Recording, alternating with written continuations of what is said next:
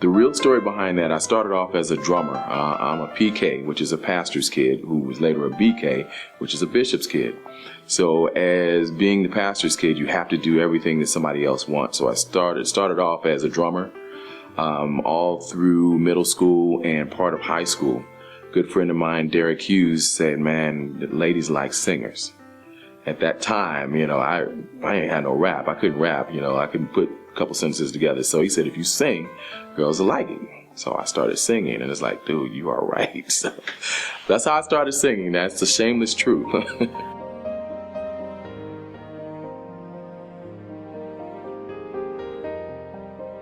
I had always been the one that, could imitate sounds. I come from a singing family. Everyone sings in my family with the exception of my mother. She can barely turn on a radio.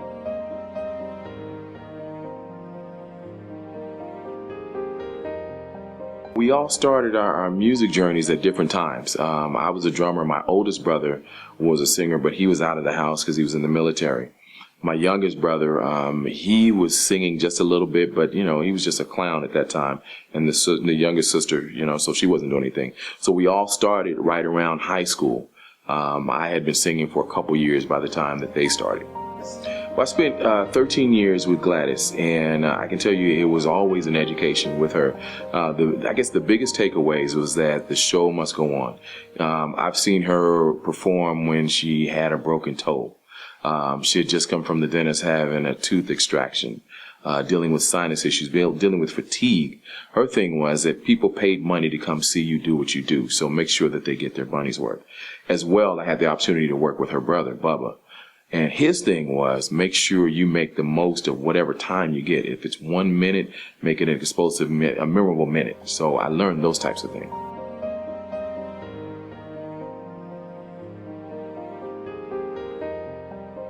It really depends on the setting. I'm really more comfortable being in the background, but I've learned how to be up front. That's something that I really had to learn because but don't tell anybody, I'm really shy.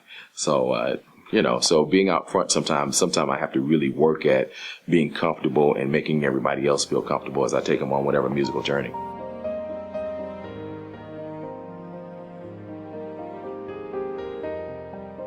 I don't know. It's something that it's innate with you if you're a performer. What Bubba told me, he said, sometimes you become addicted to the applause. You become an applause junkie. So you kind of get used to that. In every job that I've had, I've always had a leadership role. So my parents were leaders. So I was used to stepping forward and doing things. What I've had to learn is that when I get on a stage, it's coming outside of myself. And because I think I'm kind of an introvert until I hit a stage and the lights and the mic and everything. Then I become this extrovert for whatever time I'm up there.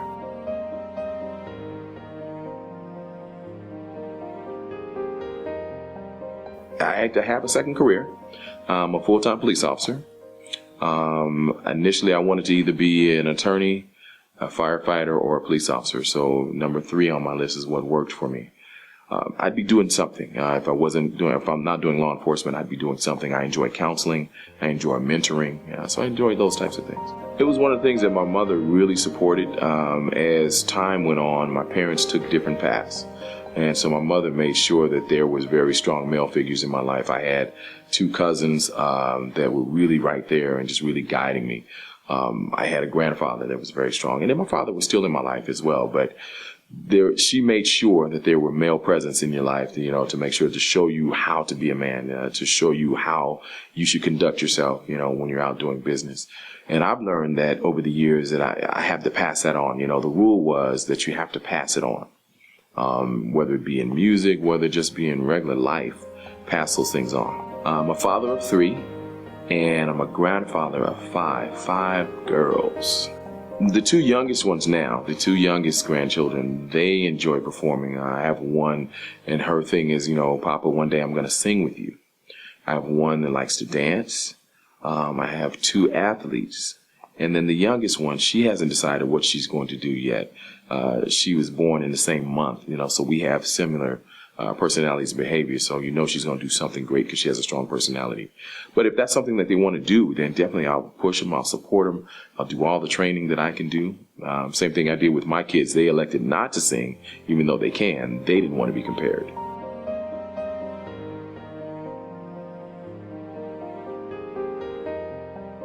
It's interesting. I have a very supportive family. My wife is incredible as it relates to supporting, what I do. We have our time, we have family time, and then we have time with friends. She has really pushed and supported me to do, what I do. There was a time when I sat down for several years, and it was probably a miserable time when I wasn't doing what I was, put here to do as far as being creative. So it's a very great support team. Sometimes, they have to share me in times when they really don't want to, because I'm a public figure in a sense.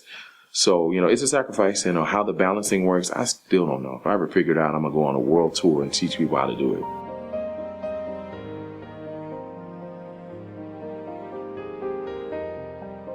Well, it's changed. What's considered professional now, when you look at who's running the companies, the person that's running the companies now is wearing jeans, tennis shoes, the latest Jordans or whatever. So when I was coming up, the person that was running the company wore a suit, wore a shirt and tie. Also, when you look at the change of the dynamics of the family, like I said, I had men that mentored me on how to dress, how to present yourself, what's professional, what's casual. Those things were taught.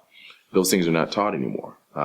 As you're seeing the music artists and the young business people now, as they get into their late 30s and 40s, now they're going back to more of a traditional style dress.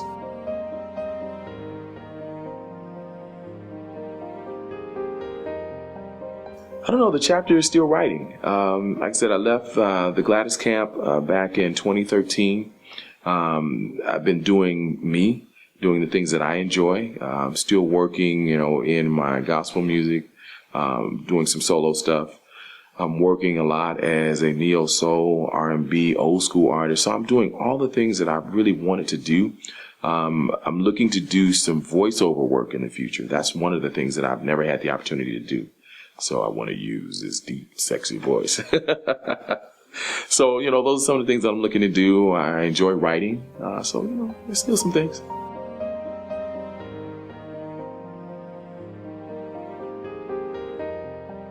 That, he started some things. He was really, really diligent at what he did. He tried to be a perfectionist, and he also tried to make sure that those coming behind him understood the craft and tried to pass on all the knowledge that he had. I've got several young people that have been with me since they were young pups. Now they are monsters, whenever they're doing what they're doing, whether it be music, whether it be just general in life, so I want to make sure that I pass those things on. I'm Ken Young, and that is my chapter and my la da da da da da verse.